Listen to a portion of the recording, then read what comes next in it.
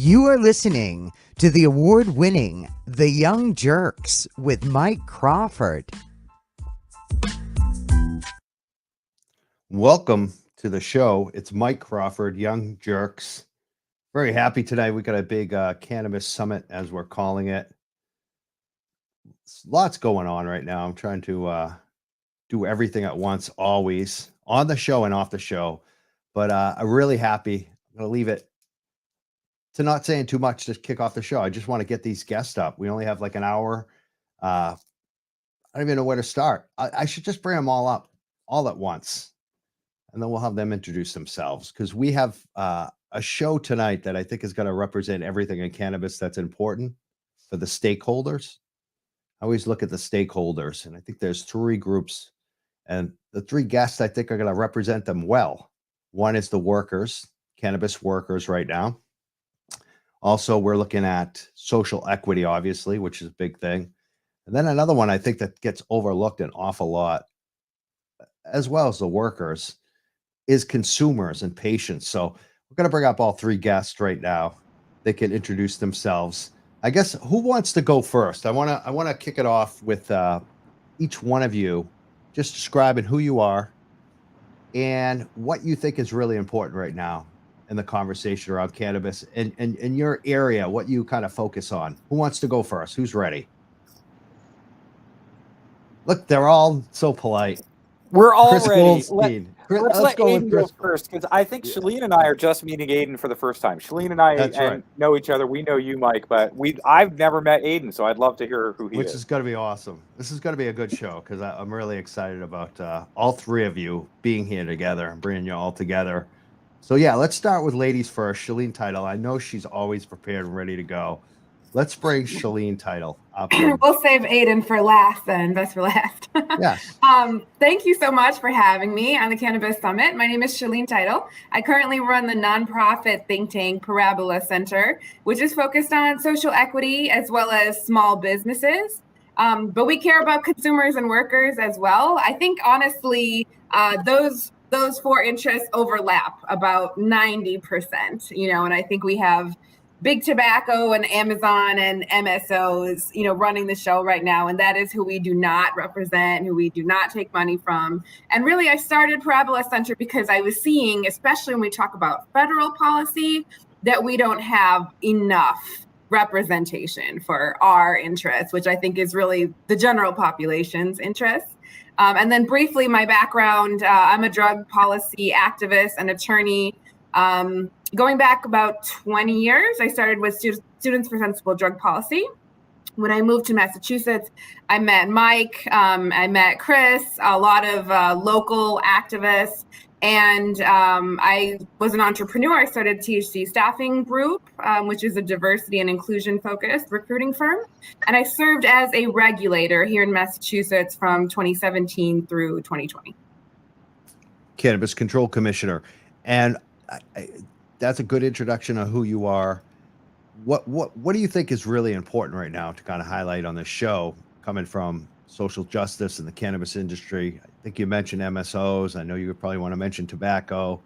What do you think? What's like really important right now that you want to make sure that you're talking about tonight? I think paying attention to federal policy is really important, even though it's not moving very fast. And, local and state is what is in front of us and what we can influence. There are a lot of invisible forces in DC, definitely tobacco. Thank you for inviting me to highlight that, because that's my favorite topic. But also MSOs, certainly anti-worker forces, and Congress is going to listen to them if they don't hear any other voices, because they're certainly pretending to represent social equity and the general population, and they don't. So that's what we should be paying attention to right now. Awesome. And let's go to Chris Goldstein. He's I always say Chris Goldstein, Philly Normal, because he's always repping Philly Normal. I've known this guy forever. I've known Shaleen quite a long time as well. Chris probably even longer.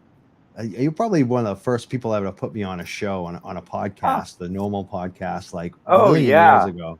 Yeah, that was it was a long time ago. That was awesome though. We were so ahead of the curve. That was 2005. Normal had a podcast the first year that iTunes allowed podcasts in the iTunes music store. And it blew up. I mean, we were totally outclassing all the government. We were in the government and organizations category, which is great because we beat the National Park Service and then Senator Hillary Clinton. You know, all we were beating everybody, the Bush White House. So it was a lot of fun. But yeah, and we had you on the show, and we had we had Shaleen on the show then. We had everybody from SSDP on the show then. But yeah, back then I worked at Normal as a podcaster, which is kind of crazy in 2005, 2007. And then I helped put together the Normal conferences, which is kind of crazy too. There used to be like one marijuana conference in America, and it was the Normal conference, and it was a lot of fun. And now marijuana conferences are a totally different feel. It's wild. But then, you know, now I moved from New Mexico back here to the East Coast, way back when, almost 11 years ago. And I started up some Normal chapters in Philadelphia, New Jersey, executive director of New Jersey Normal. Now, today, I'm a regional director. I sort of put that together. I help the Normal chapters out in Pennsylvania, New Jersey, and Delaware. So I'm often testifying before the New Jersey Cannabis Regulatory Commission, which is a 3-year-old entity now. And again, as Shaleen said, federal policy. I mean, I'm a longtime fan and voter of Cory Booker. He has been really instrumental in pushing federal policy and sort of putting up a firewall to some bad policy that might have went through. And I'm really glad to be working with his office for many years. And now federal policy is really an important thing. I think Shaleen pointed that out. Too few people are talking about it, but it's one of those weird things that could kind of almost happen every day. So you really have to work on it. But the other thing I worked on, you mentioned prices and you know what's important to pay attention to.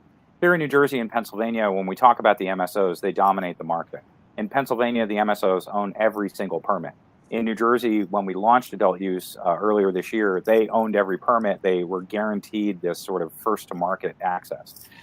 So that's what we're really battling here in New Jersey, along with price controls. Earlier this year, I filed an official price gouging complaint with the Attorney General's office against Curaleaf. Something that's really ongoing. And what's funny is when I was talking about price gouging in January, it was weird. Everybody's like, price gouging? And now it's like part of the political language. Like everybody's talking about corporate price gouging. But you can really see it in marijuana. Corporate medical cannabis is probably the best example of price gouging in America. And if we can find a fix for this in marijuana, we might be able to find a fix for it in other sectors where politicians are talking us up to. So that's what I'm working on, and that's what I hope to affect these days. I feel like having you on the, back, just hammering it on Twitter is such a benefit to us. Like I've been saying price gouging forever. And once I started seeing you going off on it, I was like, something's going to happen now. Chris is, because you're relentless. I love it. You were also, part of Decrim in Philadelphia. You're someone like myself that has been arrested for cannabis. I didn't, mine wasn't part of a cause. It was just an accidental arrest. Chris was actually putting it on the line for the cause and got arrested for it. So, big props to Chris. I have a federal record. Yeah. So what Mike said, I'm one of those people when they talk about President Biden offering the pardons, I have a federal record for marijuana possession, literally like a joint that was like half the size of this pen. And it was 0.4 grams. But when we talk about the promises of this administration, I voted for this president. I hope that I would have a pardon by now. And it hasn't happened. And there's thousands of people out there like me. So it's one of those things that I also highlight, too, when I talk to federal officials. Awesome. And my friend, he's been someone that I talk to often. He's an awesome person. Really happy to have him on the show. I've been wanting you on the, this is funny because Shaleen is a regular. She's been on the show a lot. Chris has been on the show. Aiden is somebody I've wanted on the show forever. And I'm really excited to have him on the show tonight. He's a UFCW. What do you call yourself? Organizer, the director? Say what your title is. Tell us who you are, Aiden.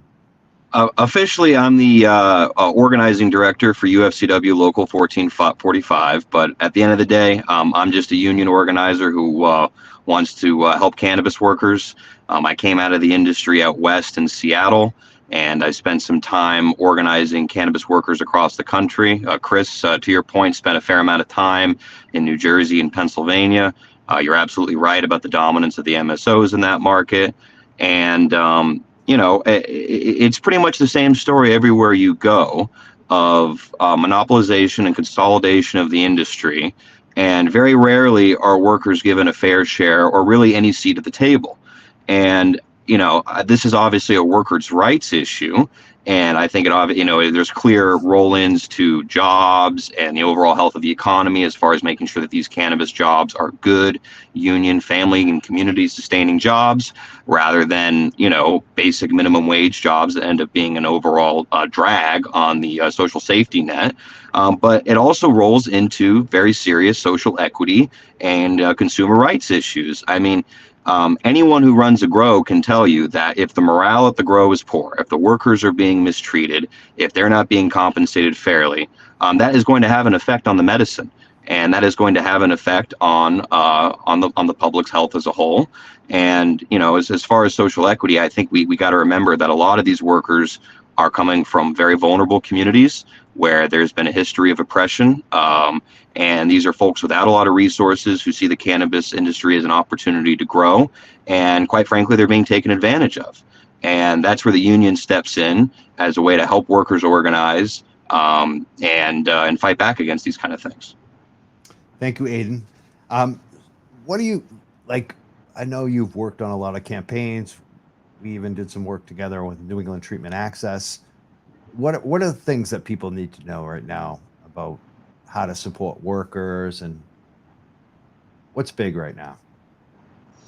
Well, I think in New England, and specifically in Mass, there's a couple of things coming up that have me quite concerned.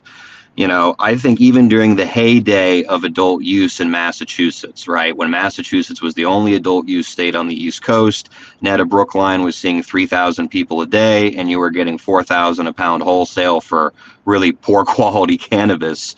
The workers still weren't getting a fair share. And I think that's about to get worse because we're it's a mature market now. It's built out.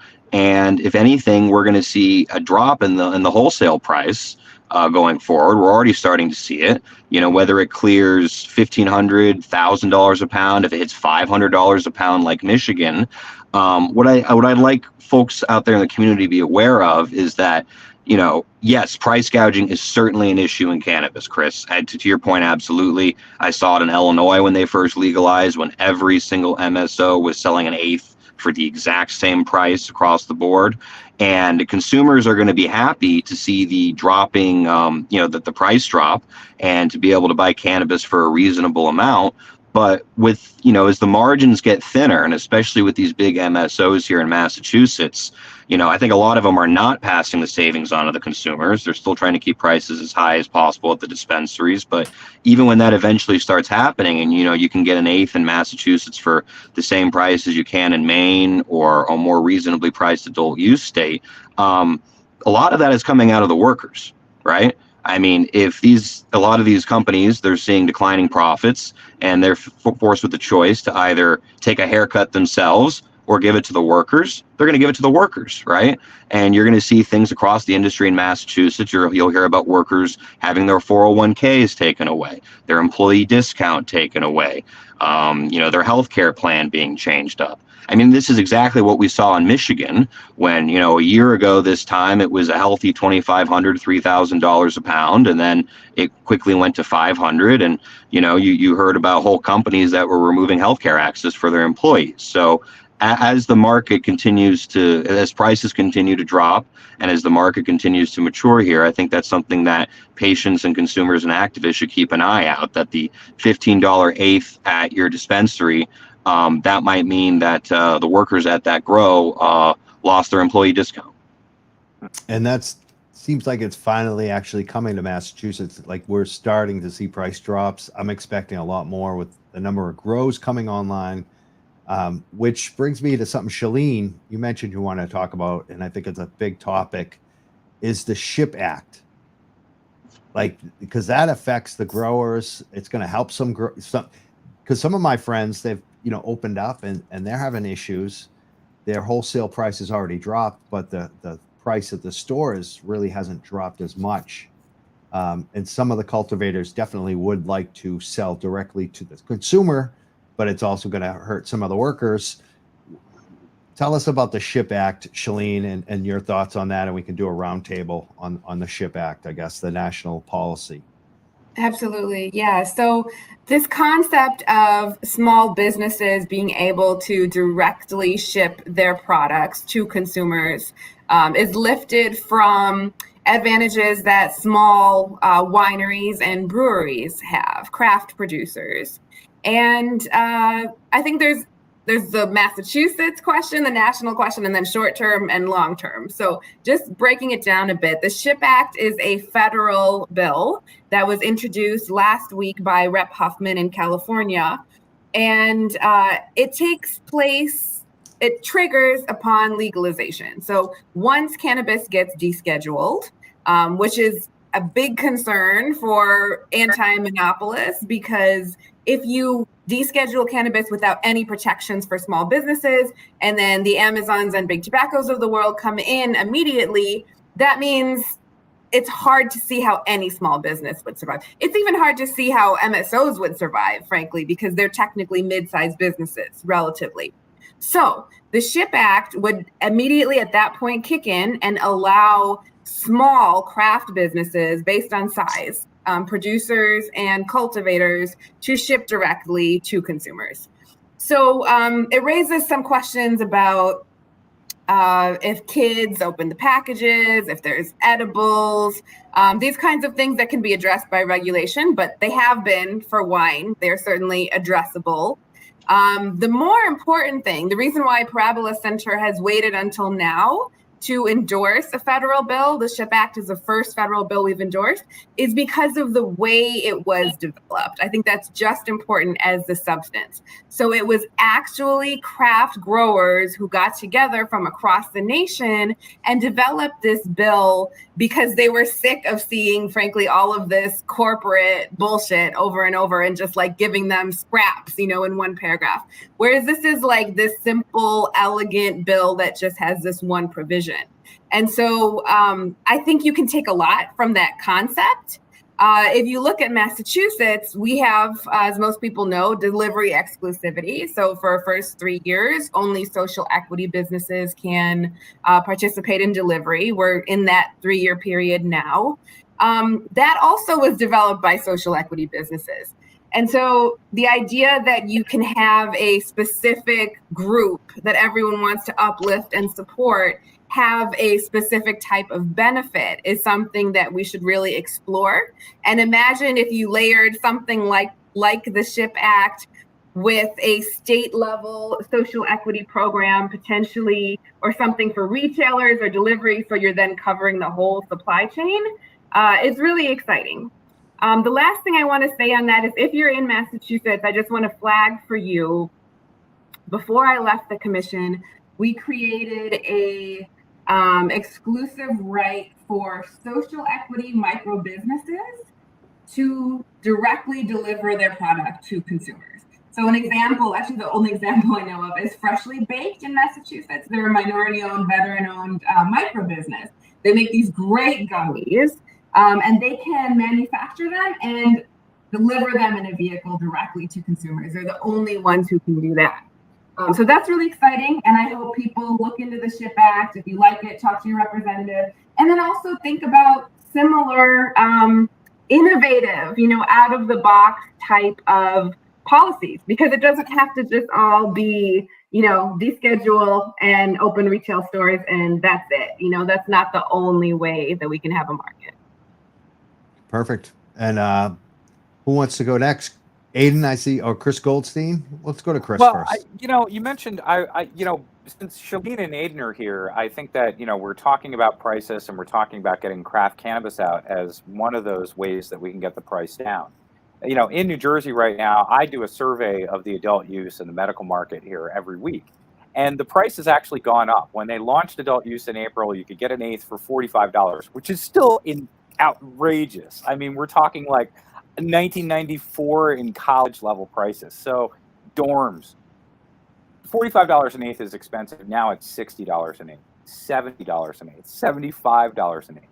This is unaffordable. I'm a writer. I have to be honest with you. I haven't been able to purchase adult use cannabis in New Jersey yet because I simply can't afford it. When you talk about the price coming down, and Shaleen as a regulator who's seen this, you're talking about affecting workers and everything like that. But really, if the prices are so hyperinflated at the retail and wholesale level, this is an adjustment. Companies know it. I mean, I filed a price gouging complaint because Curaleaf in New Jersey, the lowest price medical marijuana ounce they sell is $200. In the adult use, the lowest price ounce they sell is $480. Right. In Maine, the Curaleaf in Ellsworth sells an ounce for $60. I've been to both places. They don't seem very heavy in employees. They don't seem like the employees are getting fired in Maine. Curaleaf is undercutting the Maine market on one hand and price gouging in New Jersey on the other hand. That's what I see the problem with MSOs. They're running rings around state regulators because they're national companies and state regulators have to focus narrowly on their own state regulation. And what you're saying, Chris, is exactly what happened in Massachusetts. Well, we thought the prices were high and then they went higher for years.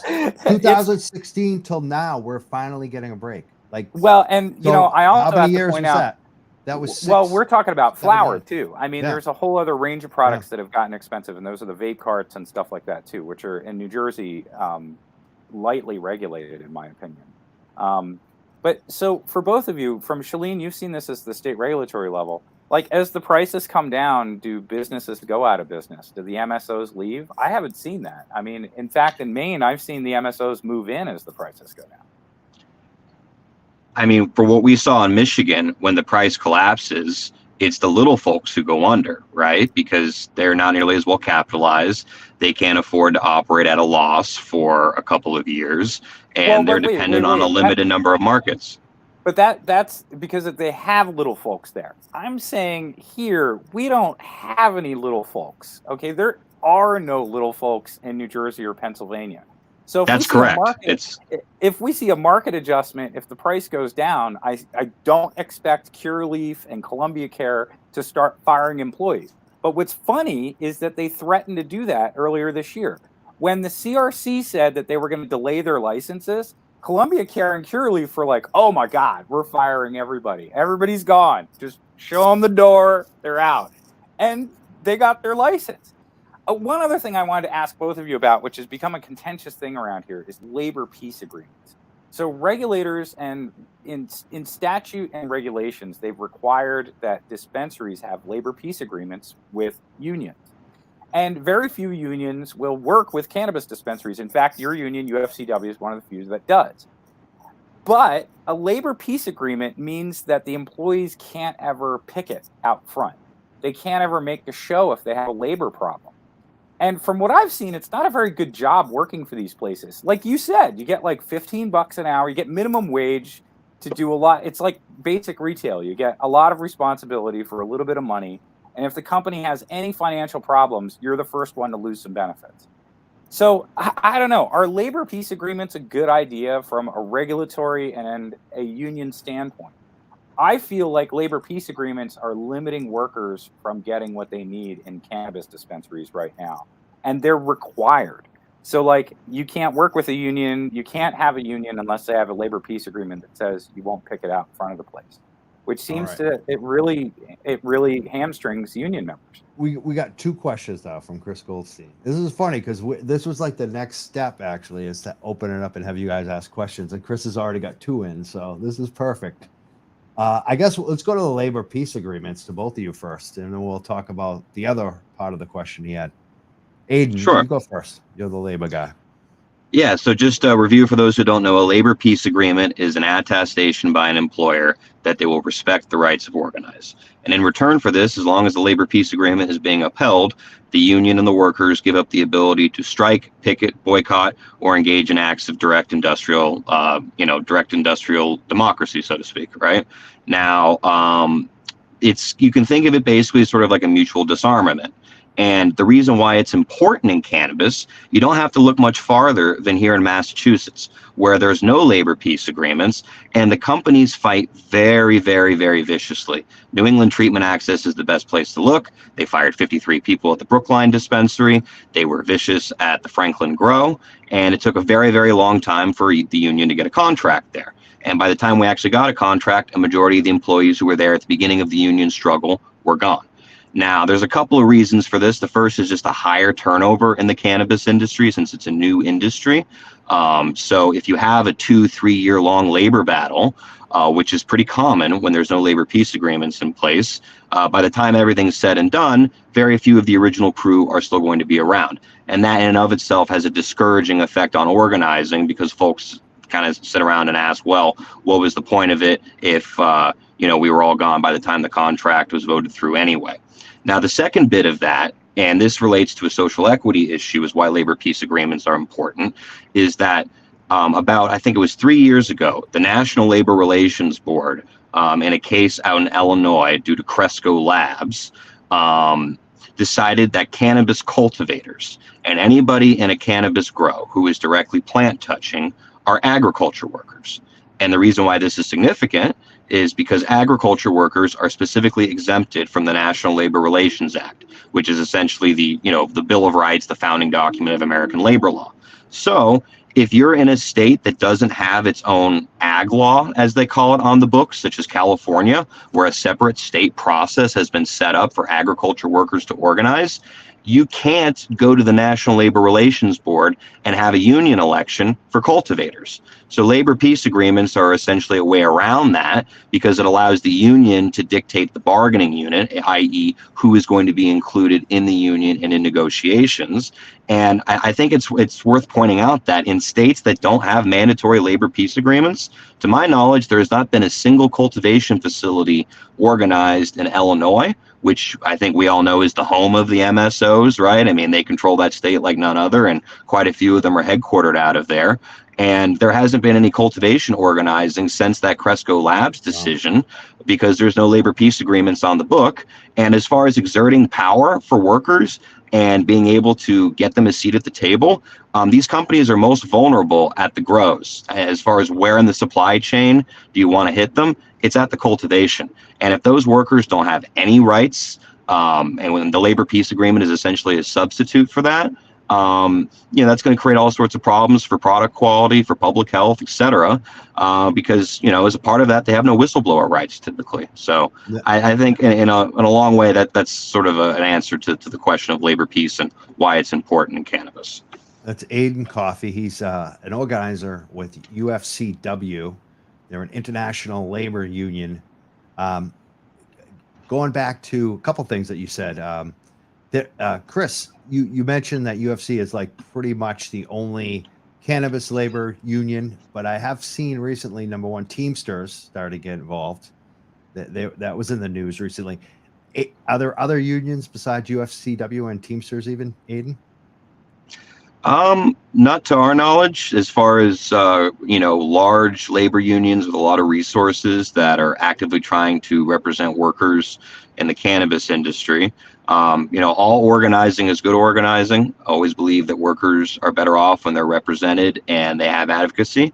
But as far as who's been doing this cannabis stuff the longest, it's certainly the UFCW. And to add to that, beyond just the organizing element of it, we're the only ones active on the public policy side, including in states that don't either have a program yet, or, the program is very young. So, we're active in the Mississippi medical program. We're pushing for medical in Indiana. So, we're committed not just to the workers, but, the whole cannabis movement and the end of prohibition in general. And I'll also note, too, Massachusetts does have special rules for agriculture, and that's why so many of the cultivation sites have actually been organized by you guys. Unlike retail, like you've had actually a lot more success with organizing agriculture, I would say, than retail in Massachusetts. Is that correct, Aiden, as well? Yeah. So Massachusetts is one of a handful of states that have a separate state process for agriculture workers to organize. As you can imagine, in most states, there's a lot of resistance to that from big farm industries and big agriculture. But Massachusetts has it. And, it has enabled us to organize cultivators. And I think the other thing that's significant about it too is that if a company interferes with the rights of cultivators in Massachusetts to organize, and the union presses unfair labor practice charges against them, those unfair labor practice charges are adjudicated by the state labor board, the Public Employees Labor Board here in Massachusetts. And that has a lot more power and a lot more jurisdiction within Massachusetts, and is generally seen to be a lot more labor friendly than the National Labor Relations Board, whose, their judgments are generally retroactive, right? So if a union is fired for organizing, they fall through the NLRB practice with unfair labor practice charges, you can get them back to work and with back pay, but it's going to take a while. Whereas at the state process, it moves a lot quicker. And, workers can feel more secure in that. So I think that's really helped us out. Awesome. Chris, do you want to respond to any of that, or do you want to let Shaleen maybe give a response? What do you want to do? I mean, Shaleen, for the regulators here have required these labor peace agreements. From my perspective as a consumer, Aiden, I hear all that you say, but from my consumer perspective, when you say, oh my gosh, when the price goes down, that may mean that the employees don't get a discount. I'm like, well, whatever. I mean, it's $70 an eighth. It's got to come down to be affordable. That's what we have to balance as consumers. Like, how do we as consumers pay a fair price that we can afford while supporting a socially equitable industry? At $60 an eighth, I can't even support the socially equitable industry. I can only support my local legacy provider. But I mean, we were talking about labor peace agreements. To me, again, if UFCW is the only union around, workers only can go to UFCW. UFCW is going to offer their labor peace agreement. Workers don't have much choice. I think that union organizing is a great thing, but if workers can only choose one union. Well, there is another one. We said Teamsters, so there is two now. I mean, I know they're not as heavily involved, but that's true. But for example, in New Jersey, UFCW is the only choice for unionization at these places. So like the workers here only have UFCW to turn to. Not that Hugh Giordano is the organizer here for UFCW. He's a great guy. We love you. We love you. I love you. But to the same extent, I feel like, again, in the history of labor organizing, which I used to be a public radio producer, and I used to have a lot of labor leaders on my show. Yeah. One of the things about having only one union in a town that represents an industry is that when workers don't have a choice, that union that's not a good dynamic for workers. Let me put it that way. So that's what I would like to see out there. But as far as that's my problem now, from a regulatory standpoint, when you require labor peace agreements and there's only one union in town, is this a good dynamic for the So, sorry, I just started downpouring out here, but I understand your point about the how it could perhaps limit workers. But just to walk back to something, I think that it's important to note that, as far as the pricing is concerned, there is a Goldilocks zone, right? I mean, if it's $5 an eighth, then the workers aren't making any money. The companies aren't making any money. You don't have a healthy industry. If it's $70 an eighth, yeah, absolutely. That's highway robbery, right? So, our goal is to find some place in the middle where, it is affordable and it brings folks into the market that weren't there before, because you're right, there's only a select few people who will pay that $70 an eighth, but that, allows these companies to have healthy margins, and then allows us to negotiate healthy contracts with them. I mean, we saw this in Oregon when we had a lot of medical shops and a couple adult use shops organized in Oregon when that transition happened. And when the bottom fell out of the market and it was, $5 eighths in Portland, those folks couldn't stay afloat. So that's our position on that. Now, as far as the labor peace agreements, I mean, I understand from a philosophical point where you're coming from, but having done this for 4 or 5 years and having done it both ways, having done it the labor peace agreement way, where it's essentially mutual disarmament, and the union can't picket, but the company can't union bust, and then doing it the old-fashioned way here in Massachusetts, where it's a real Duke Nukem kind of brawl. And I'll tell you, it's a lot more reliable to go the labor peace agreement path, just because of the nature of the industry. You'll get a contract a lot quicker, and maybe that contract isn't quite as good. Maybe instead of getting a $2.50 raise, you get a $2 raise. But at the end of the day, I think if you brought the workers in and asked them, hey, do you want a $2 raise in 6 months, a year, or do you want a $2.50 raise after 2 or 3 years of blood, sweat, and tears, in which 90% of you and your coworkers are going to be fired by management? I think it's an easy choice for a lot of them. Shaleen, do you want to add to that anything on this as well? Labor peace agreements? I mean, through my superficial broad strokes level of understanding, I think labor peace agreements are generally a good thing. I definitely see why jurisdictions, especially on the West Coast, require them. I'm thinking about the theme that Chris raised earlier when he said if we can figure out price gouging with cannabis, perhaps we can figure it out everywhere. And that reminds me of the CAOA, the Cannabis Administration and Opportunity Act. So if people don't know, that's a recent bill introduced by Schumer, Wyden, and Booker.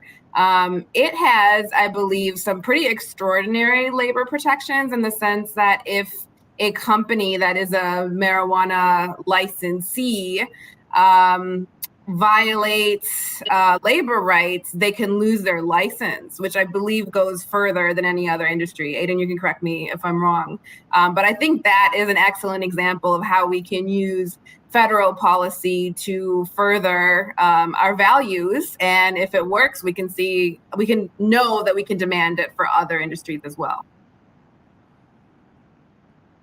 Yeah, I think that's a great point, Shaleen. And, I'm pretty certain that our Legislative and Political Affairs Department have been very active on that. Even aside from the labor protections angle, we've always been advocates for safe banking because that is an issue, that comes, for safety for the workers, right? I mean, it's gonna help with reducing robberies and make it easier for our workers and our members to, to open bank accounts, to secure loans, all that good stuff. And I think the other thing is if we got to think long term in this industry. It's going to be here for the rest of forever. And as a rule of thumb, labor peace agreements only prevent strikes or picketing in the first contract.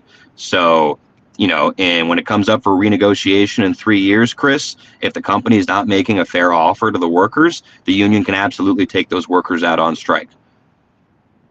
Good Well, points. that's I mean, again, that's interesting. I think Shaleen also too, when you talk about the new federal legislation and having it have more teeth, I think that's what Booker and Schumer are bringing to the table here as opposed to previous proposals. When you talk about the SHIP Act too, one big question I had about that, when you talk about shipping directly, I would love to have craft-made marijuana shipped to my door here in New Jersey. I broke my leg a couple months ago. All I want is marijuana shipped to my door. My dream. That is my dream. Now you're talking Christmas. Yes. Have it delivered to me. I don't have to drive up there. Are you with kidding a couple of lobsters? I'd be all set. Oh, it would be. But for the SHIP Act, who is the person or what entity is going to determine which craft cultivators are able to participate in that? Like, what kind of test or certificate or whatever, what are they going to have to do to be able to start shipping? So it's specifically by size. So it would be pretty straightforward to determine the size. I think it's 22,000 square feet outdoor, 5,000 indoor. Excuse me, the reverse.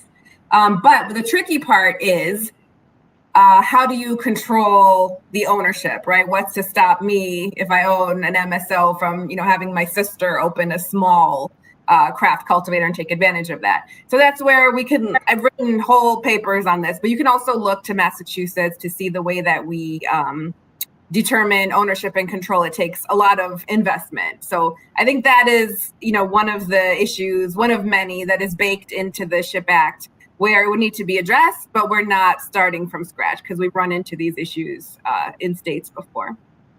I wanted to mention safe banking. I just didn't want to let too much time pass. I have to say I disagree with you, Aiden. I don't think that safe banking would reduce robberies. I think there's actually a whole marketing plan for the bill that doesn't match what it would actually do, which is just protect banks and not require them to service cannabis or be equitable or anything. But the good news is I am part of the Cannabis Regulators of Color Coalition, and we have put together a number of amendments that are available in a paper, and those would actually modestly change safe banking so that it would in fact be equitable and match its marketing plan. So I invite you and anyone else who supports SAFE to check out those amendments. Thank you, Shaleen. I definitely will. Would that stuff also help ancillary business? Like even us, like we get issues with Stripe. Like it's ridiculous. Like cannabis media, we even have issues getting money because they think every dollar we get is from a dispensary or illegal or something.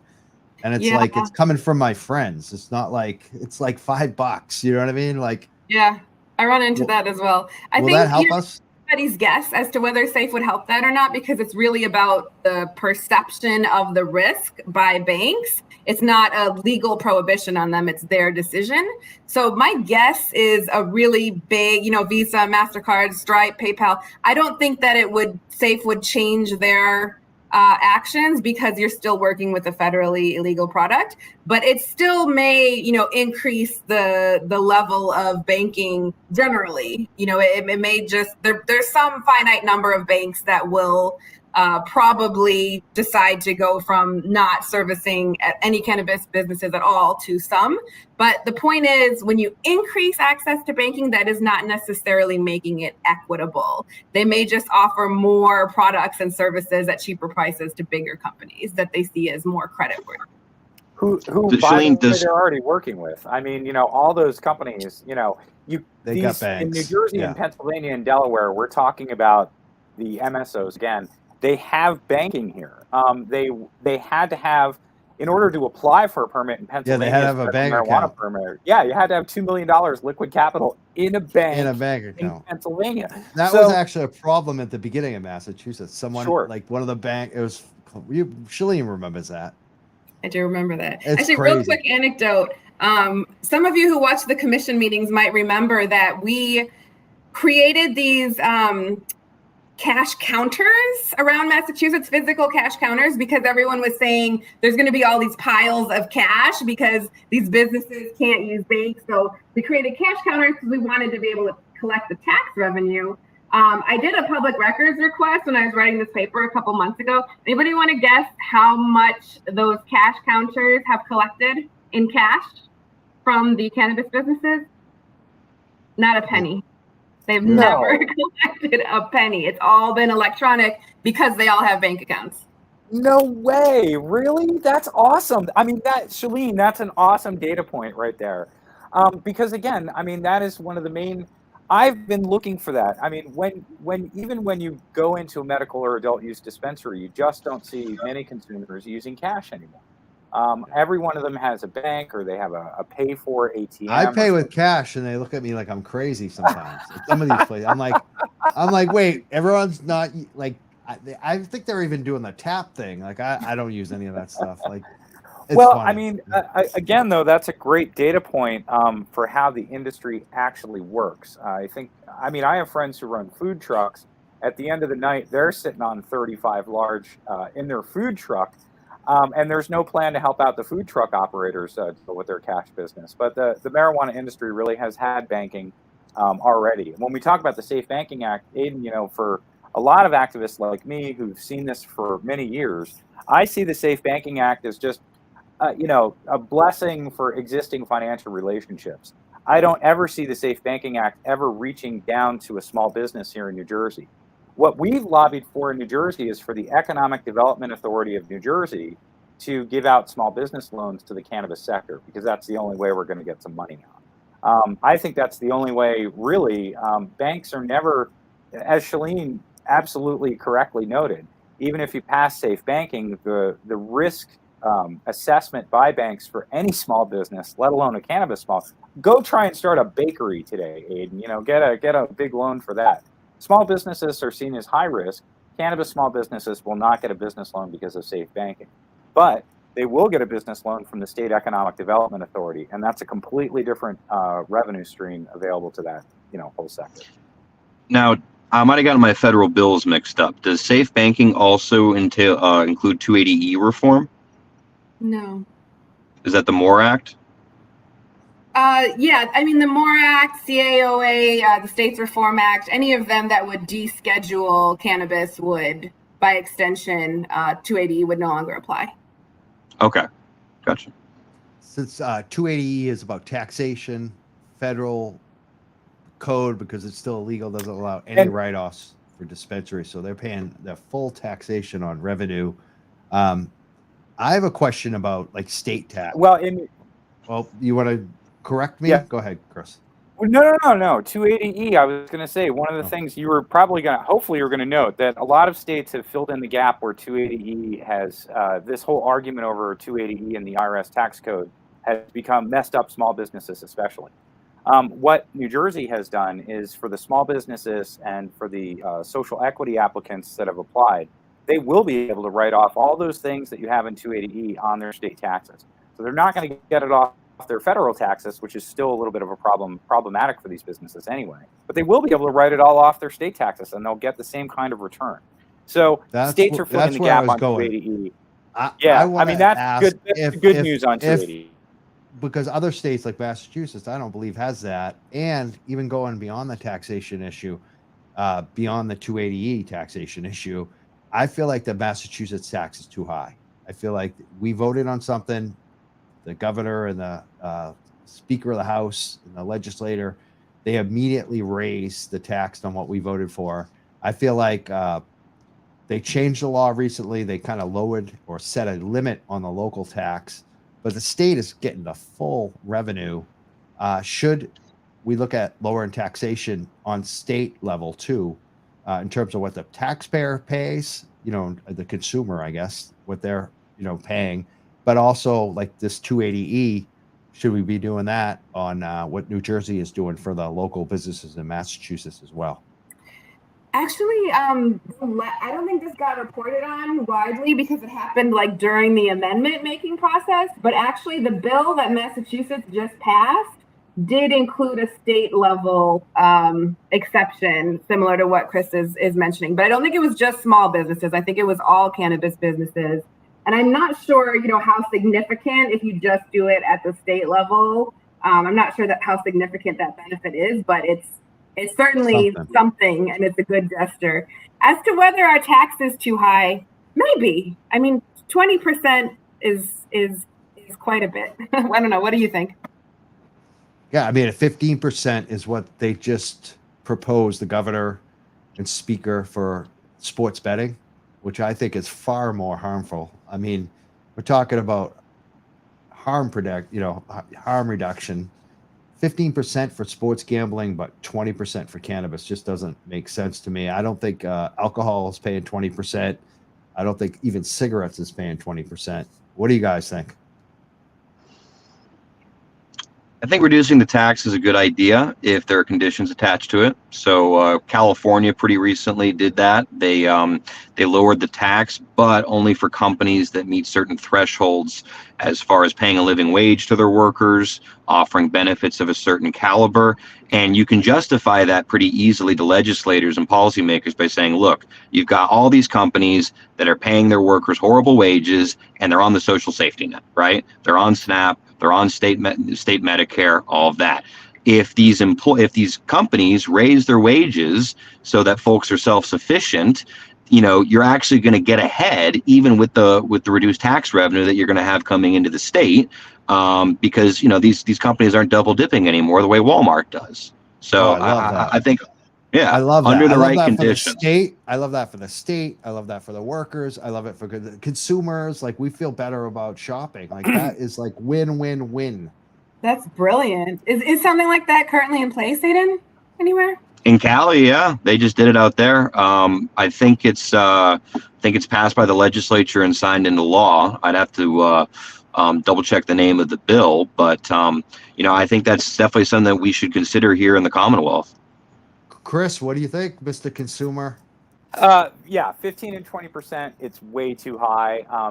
Consumers, absolutely. I remember the first time I bought legal adult use in Colorado, and I had sticker shock after shopping. I was like, oh my God, like the tax was so much. And I was like, oh man, I way overspent. And you don't want consumers walking out with sticker shock. You do want it to be affordable. But I have to say, New Jersey is experiencing the other way.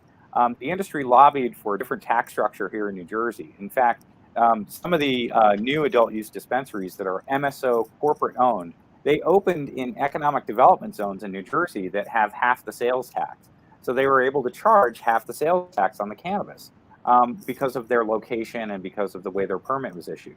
That was kind of gaming the system, in my opinion, because part of the return on investment for legalizing cannabis is getting some of this tax money going back to communities.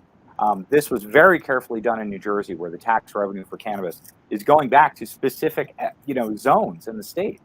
But if they're gaming the system and they're not even collecting the sales tax and they're collecting half of 7%, we're not even getting the return on that. So at $60 an eighth, how much tax comes back to New Jersey residents? That's the question. And we're looking at 3 or 4%. So Massachusetts, it's too high at 20%. In New Jersey, it's too low if the actual tax return is only 3% on the $60 eighth in one of those zones. So again, it's just like the price. And I would argue, Aiden, that if the price dropped to $5 an eighth, you'd see just as much revenue coming in because you'd be selling a heck of a lot more of it. I agree. The problem of the $60 eighth, the volume of sales is so limited at $60 an eighth. It's ludicrous. In Massachusetts, people would not drive to Maine. They wouldn't be going to the street. They would go to the store. If they could afford it, they would go to the store.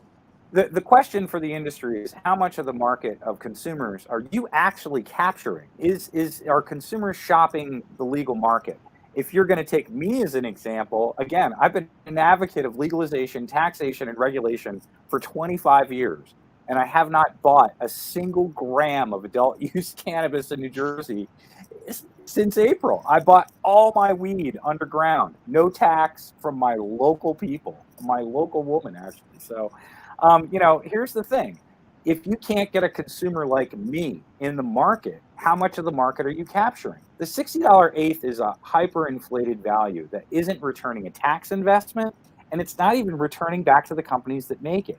When it comes to a small business model, I think it's a fiction that a small business can exist in this environment at trying to sell a $60 eighth following all the regulations.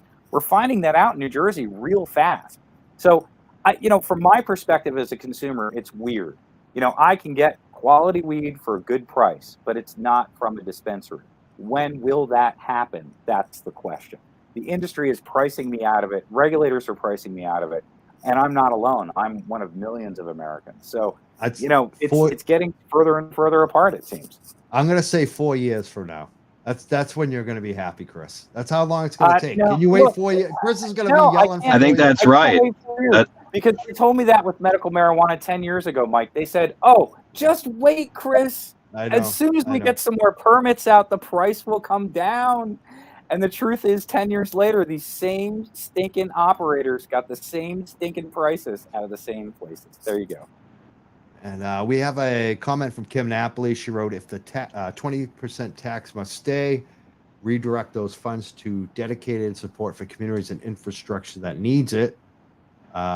And allow adult use retailers to offer discounts. I would love to see that, Kim Napoli. What do you guys think about that? So shout out to Kim Napoli, by the way. If you don't know, she is the chair of the Cannabis Advisory Board Market Participation Subcommittee, which is a volunteer position that she's been doing for longer than any of the commissioners have been in office. So pay attention to Kim. Yes, she's absolutely right. We should have said that before, like how high the tax is also relevant to where are those taxes going. And luckily in Massachusetts, 15% now goes to a trust fund that will fund loans for social equity and economic empowerment applicants. So that's if we're going to be collecting that much tax, it's great to see a lot of it going to a good and necessary cause. And what about in Massachusetts right now? They allow no discounts for adult use. They allow discounting for medical, but not adult use. I'm assuming you support that as well, Shaleen. I do. Does everyone support that? I'm agnostic on it personally. You are.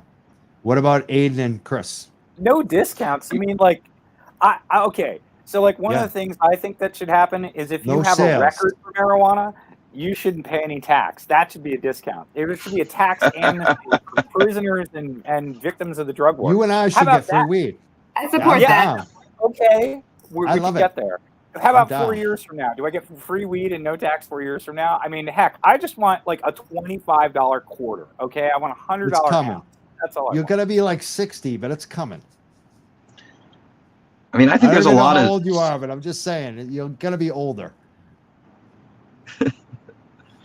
I mean, you still can't buy more than 5 milligram gummies on the adult use side here, right?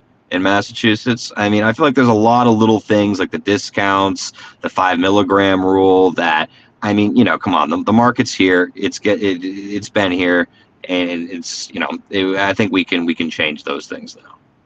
Just the adult use, to be clear. In the medical market, you can have it much higher. Yes. Got it. And we do have like a number of things the Cannabis Control Commission, I'm sure, is going to be looking at over the next session. What do you think, Shaleen? What are some of the things that we might expect or see people wanting to see happen? Anything?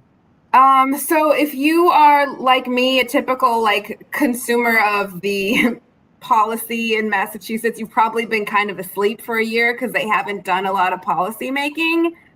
It is time to wake up because they are going to be doing a ton of changes. The 2-driver rule for delivery is a big one. The new law, this doesn't get talked about enough. The new law essentially puts the commission in charge of completely rewriting the municipal process to make it more equitable. So if they actually have to do like what Cambridge and other cities are doing, where they are really issuing the licenses to equity, small Black-owned businesses, that's going to make a massive difference. Or, I mean, they could just require like a bulletin board, you know, or some BS. So we have to like watch the commission really carefully. Social consumption is going to be redone, I would imagine, in the next year. So watch the meetings, pay attention, watch this show, participate in testimony. It makes a huge difference. And Mike, can I complain about the new chair for a moment, if you don't mind? Oh, yeah. Go ahead. Okay. So a new chair was appointed a couple weeks ago. Her name is Shannon O'Brien. She was a former treasurer for the state of Massachusetts and very much a politico, I think is the word, a real government insider. And I have concerns about it. I spoke out immediately when it was announced because I thought it was someone that knew a lot about government and didn't know anything about cannabis, which would be problematic, you know, in its own right. But then it came out that Chairman O'Brien had been consulting for a couple tier 11, I think, companies, so 100,000 square feet, that were run by a former state rep, right? And also held a license herself. And as far as I know, you know, has not been a part of the equity conversation, maybe behind the scenes was pushing for this bill, but, you know, that has not been public or discussed publicly.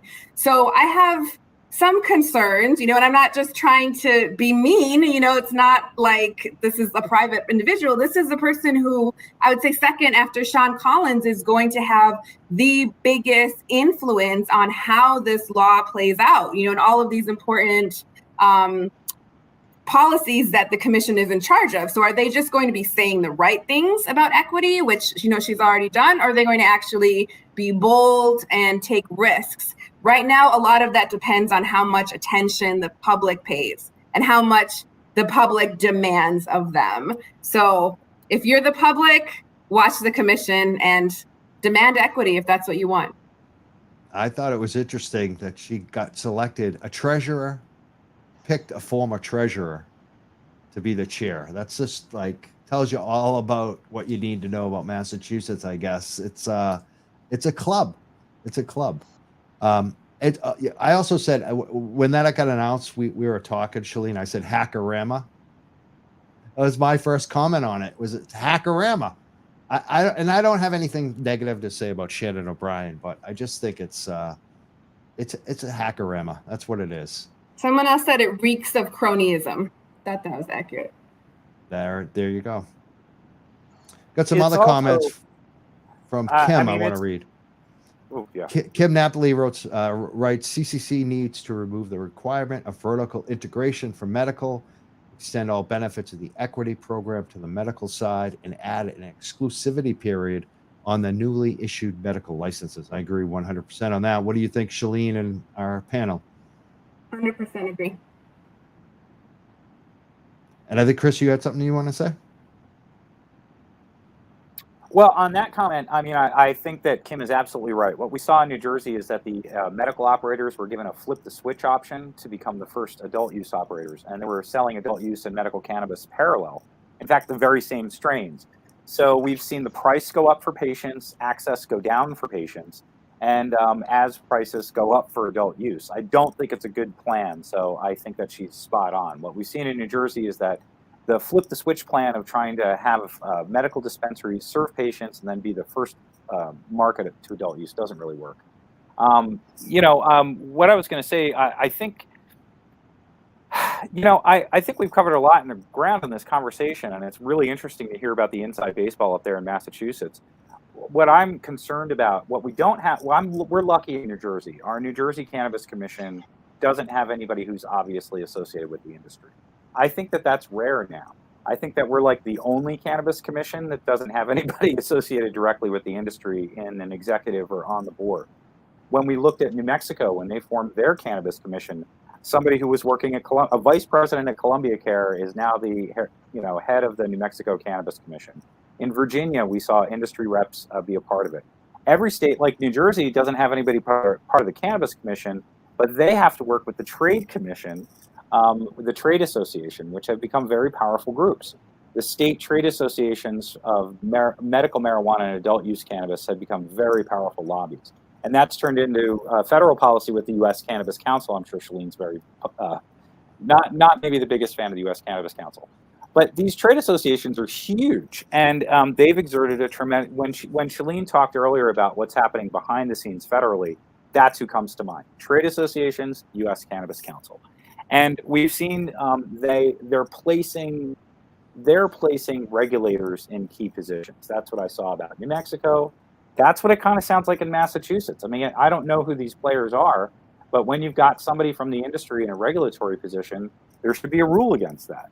I'm surprised that there aren't rules preventing this, but in New Jersey and Massachusetts, there's not necessarily a rule that says if you're in the industry, you can't be a cannabis commission, which I think is weird. Well, to be clear, there are quite a few rules, like you couldn't have an interest, and then vote on that.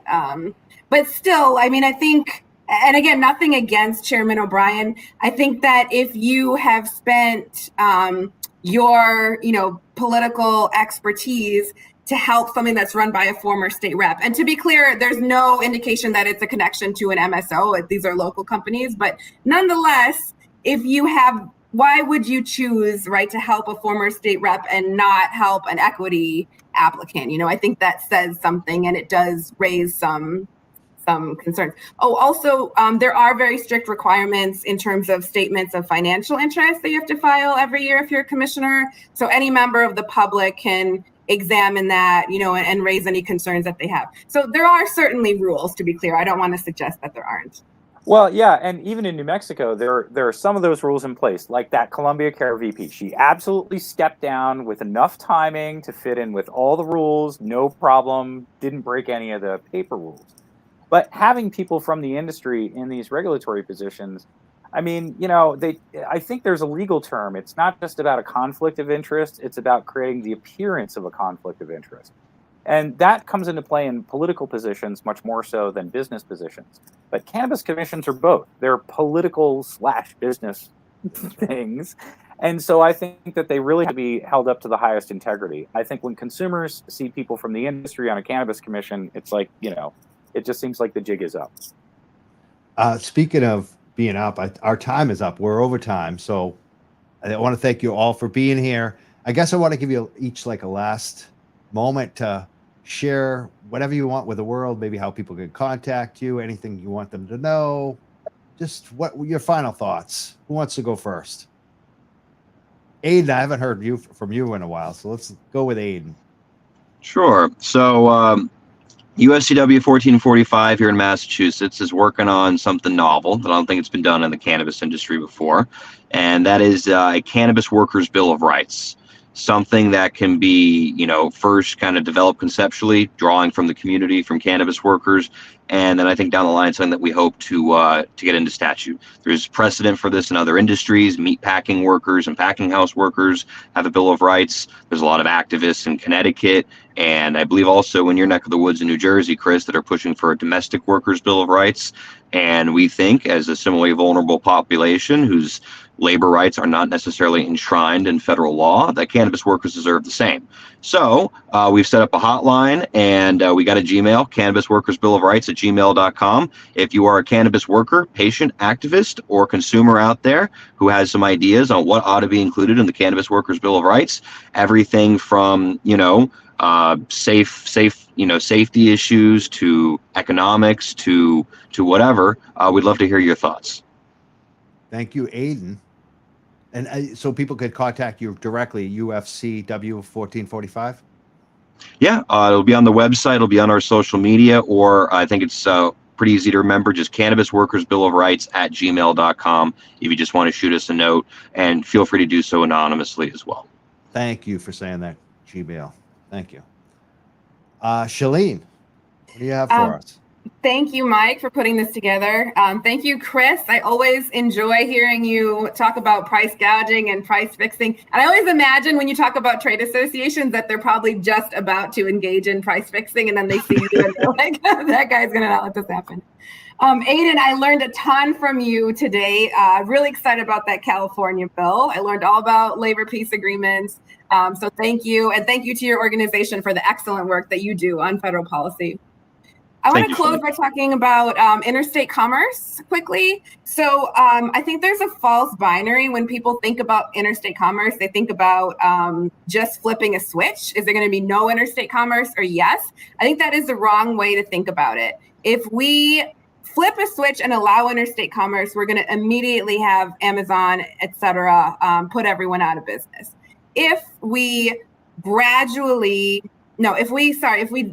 delay it without doing anything else, we're just going to allow the MSOs that have current oligopolies at the state level to continue it, for like up to another 10 years. And we may not be able to reverse that. So that's a terrible choice. Do we want to do a giveaway for Big Tobacco and Amazon or to the MSOs? Those are both terrible ideas. What we should do instead, and this is well within Congress's authority, is develop a transition plan for interstate commerce. And you've heard all kinds of innovative ideas from all of the guests today, all these different elements that we could do for workers, for consumers, for small businesses. Congress could build whatever they wanted when it comes to interstate commerce. The most simple one is they could allow small businesses to engage in interstate commerce first, or social equity. But there's a million other things that we could do. So I really encourage you, think about that. And that's the thing that we think about most at Parabola Center.